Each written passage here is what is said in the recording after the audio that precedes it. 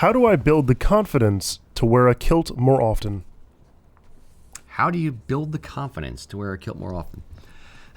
I don't know. Got me. What are you asking us? What? The fact that you're asking the question means you're already there. It is as I've said, a mental curb this high. It is something that you have to either got it or you don't. And I'm assuming if you know that we exist, you probably already own a kilt. You've probably done research. You've probably starting to put together parts of your outfit. You probably own parts of your outfit. So I'd say baby steps. So the way to wear it more often, wear it to a place where you're comfortable and you're not concerned that people are going to give negative comments. Wear it to an Irish pub out to dinner, wear it to a Celtic event, wear it to a concert, wear it to a Ren fair, something where people aren't going to give you guff for your outfit choice.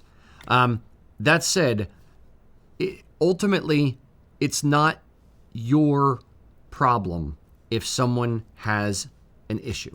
Yeah. You have to recognize that you're just doing you and you're not hurting anybody. You're expressing your heritage. You're having fun and wearing it in a respectful way.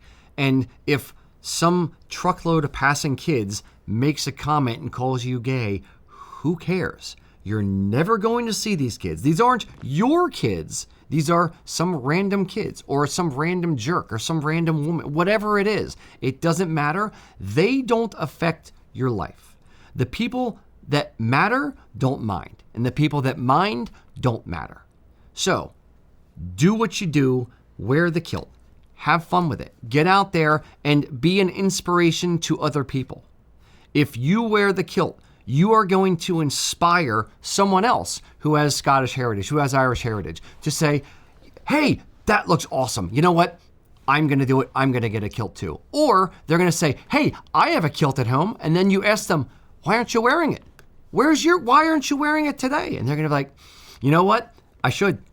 And you're going to inspire somebody else to go out and do the thing. So be the person that you want to see out in the world. Be the person that your 6-year-old self would have looked up to. That is how you do it. Yeah. What are your thoughts? I don't want to undercut the enthusiasm of you preachifying. Sure. Other than the preachifying done by my brother here, I will say go out with friends. Go out with friends, whether they're kilted or not. Have a posse, have a crew, take it in phases, so that you don't feel overwhelmed. Check your outfit before you go out in the mirror. Check your outfit in the mirror before you go out. Don't take the mirror with you. Other tips and tricks. We actually have a whole article about this on the blog, on the website. We have how to develop kilt confidence. The last piece of advice I will give is script some responses, so that if you do encounter something negative or a compliment, either way, you are not tongue-tied for lack of experience and lack of being able to think. So like if your brain goes into shock for some reason because it's a new experience, you don't have to think about what you're going to say. Script some answers you can use automatically. So if somebody says something, you can just automatically it's like, and your mother too.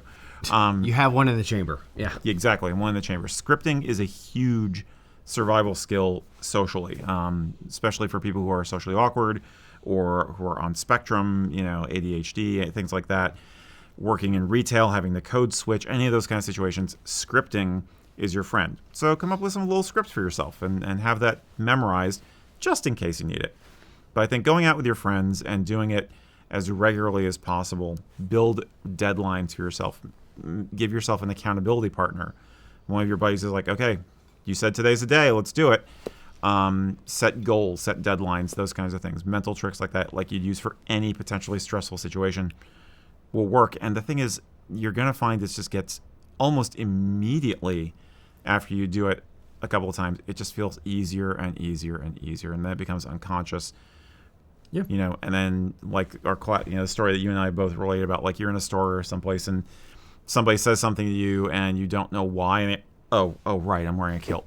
like I forgot because it's become second nature. So that'll happen faster than you think, honestly. Yep. Hey, guys, we have fun here, don't we? A wee bit. We do. But you know where you can have even more fun? It's on the USA Kilts and Culture socials. That's the Kilts and Culture Facebook group and the USA Kilts official subreddit, as well as the Kilts and Culture subreddit. We're everywhere you want to be. So between watching our shows, please spend some time with us there. We like to do a lot of socializing with the medias. Come hang out. The water's fine. Jump on in. It's easier said than done, and I don't know how old the person asking the question is, but the more you do it, the less you care. And the more you have to recognize that other people's opinions of you do not matter. Yep. F them. If they're not helping you on your journey in life, why does it matter at all? It has to roll off a duck's back and just be like, boop, gone. If somebody says, nice skirt, your answer should be, thanks. Full stop.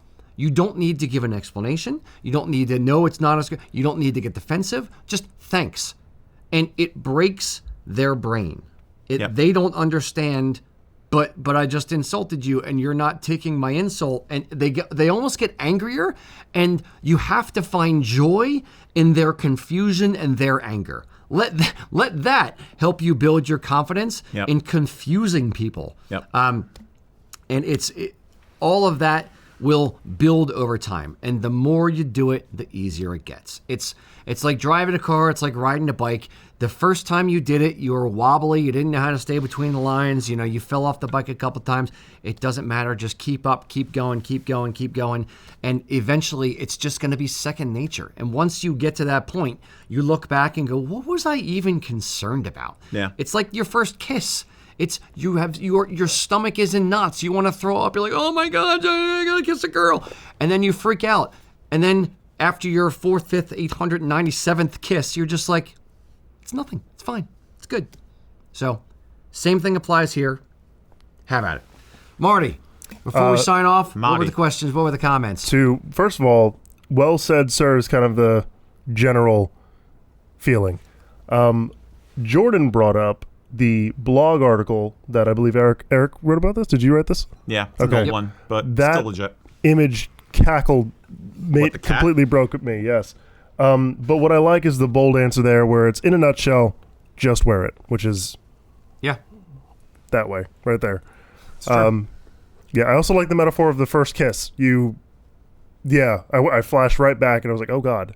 And oh God. I forgot how scared I was. Yep. We're all wimps until we do the thing. Yeah. Yep. I'm still a wimp. Yep. Now it's not, being what's the phrase, like basically you just something about fear and going through it. Courage is not in being unafraid. Not being afraid. It's about being afraid and doing it anyway. Mm-hmm. That. Yep. Very good. So, even though you're afraid, do it anyway. Yeah. I promise it'll be fine. All right, boys and girls, thank you for joining us. Until next time, Slán Javá.